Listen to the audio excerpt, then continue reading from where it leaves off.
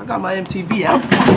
Savage! I'm a savage! Oh! I'm a savage! Whatever I want, I'm going to get!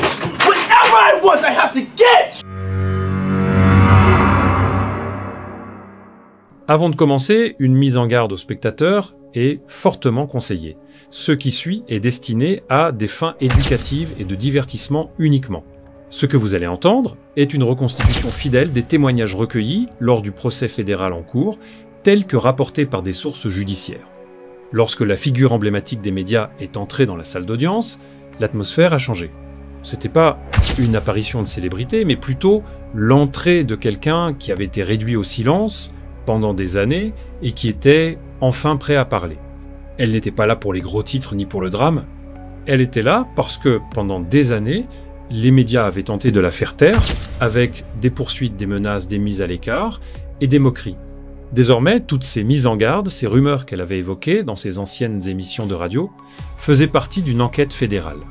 Elle s'est assise, a regardé directement le jury et a ajusté son micro avec un calme délibéré. « Je n'ai jamais été méchante, je n'ai jamais été amère, je n'ai jamais menti, j'étais en avance. » Elle n'a pas perdu de temps pour rappeler à la cour pourquoi elle était là, témoigner sous serment des comportements, des menaces, des dissimulations et des schémas qu'elle avait longtemps accusés d'être orchestrés par une figure influente de l'industrie. Elle a commencé par les années 2000, expliquant comment il était protégé, comment tout le monde le savait. Vous ne pouviez pas parler de lui sans recevoir un appel 1 heure plus tard. Elle a détaillé les moments où des directeurs de station l'avaient averti, où des annonceurs avaient retiré leur soutien à son émission, et où des menaces avaient été proférées de manière subtile mais indéniable. « Tu en fais trop, tu vas te faire du mal !» Elle a décrit comment elle avait été littéralement chassée de sa station de radio par un groupe de filles prétendument envoyées par lui-même. Lorsqu'on lui a demandé de parler de la culture entourant cette figure, elle a orienté la conversation vers une autre personne qu'elle avait longtemps mise en garde contre le public. Vous ne pouvez pas parler de ce qu'il a fait sans parler des gens qui se tenaient à ses côtés, souriant avec lui pendant que les abus se produisaient. Elle a évoqué des souvenirs précis, des paroles de chansons, des rumeurs persistantes et même des incidents de cambriolage mystérieux qui semblaient trop bien chronométrés pour être des coïncidences. Elle a ensuite abordé ce qu'elle appelait la partie que personne ne voulait croire, celle qui lui avait valu d'être qualifiée de menteuse, de grande gueule et pire encore. J'étais la première à le dire. C'était pas des faits, c'était des opérations. Elle faisait référence à des événements désormais centraux dans l'acte d'accusation fédérale. Elle a raconté comment elle avait entendu des chuchotements sur ces événements à la fin des années 90, lorsque l'Empire était à son apogée. Les téléphones étaient confisqués à l'entrée, les invités signaient des accords de non-divulgation, il y avait des escortes à la bougie, des caméras, des personnes assignées à des chambres. Ce n'était pas une fête à la maison, c'était un rituel. Elle a produit une liste, avec des pseudonymes uniquement, de personnes qui lui avaient donné leur témoignage en privé.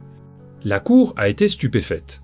Un par un, ces événements correspondaient au schéma décrit par d'autres témoins dans l'affaire. L'huile pour bébé.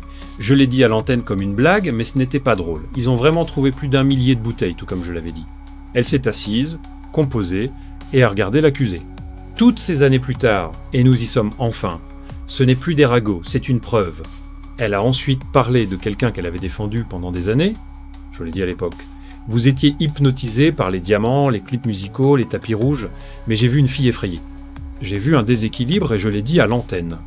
Elle a expliqué comment le style de vie du magnat, jet, sécurité privée, influence dans l'industrie, rendait presque impossible pour cette personne de partir. Elle n'avait pas besoin d'un petit ami, elle avait besoin d'un garde du corps. Elle a rappelé un clip qu'elle avait diffusé dans son émission des années auparavant, où la victime baissait les yeux lors d'une interview et sursautait lorsque la voix de l'accusé s'élevait. Les gens disaient que c'était de la nervosité, moi j'appelais ça un traumatisme. Mais personne n'écoutait. Elle a témoigné qu'en 2004, au sommet de sa carrière à la radio, elle avait reçu un message d'un cadre de maison de disques « Arrête de parler de lui ou sinon ». Elle n'a pas bronché, elle a continué. La semaine suivante, elle a été retirée de son créneau horaire de l'après-midi.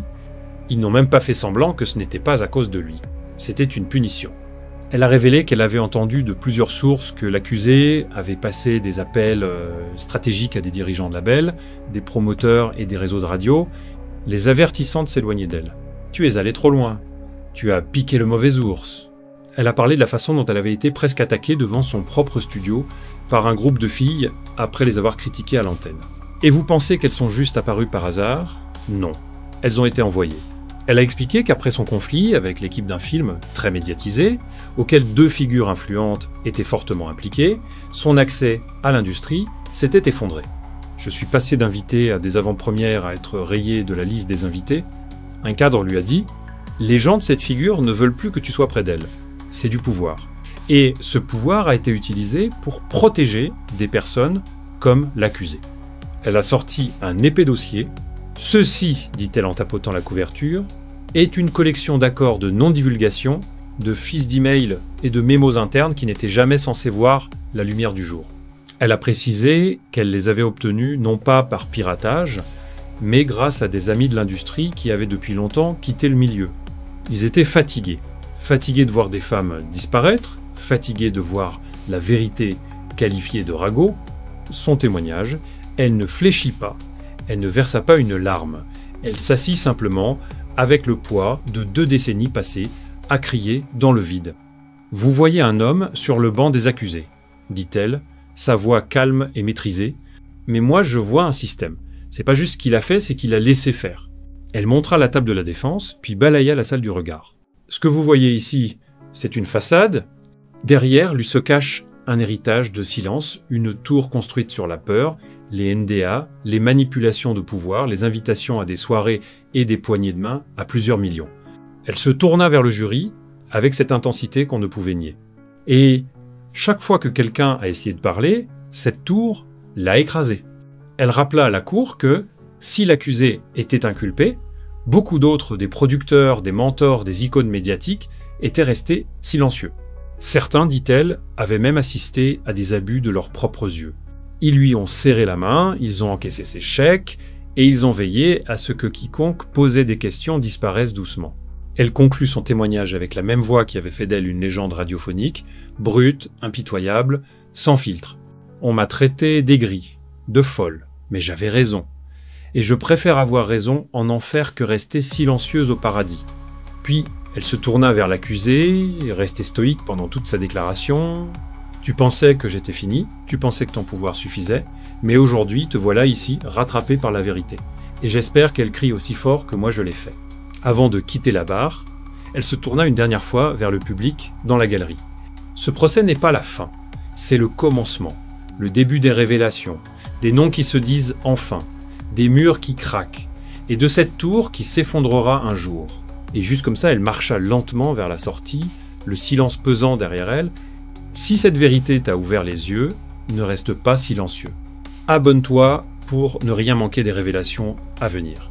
Like si tu crois que la vérité finit toujours par sortir. Et dis-nous en commentaire, le silence protège-t-il les coupables ou enterre-t-il les victimes? C'est pas juste une histoire. C'est un système qu'on commence à démonter, un nom à la fois rejoint le mouvement, parce que ce qui est révélé ici ne disparaîtra plus.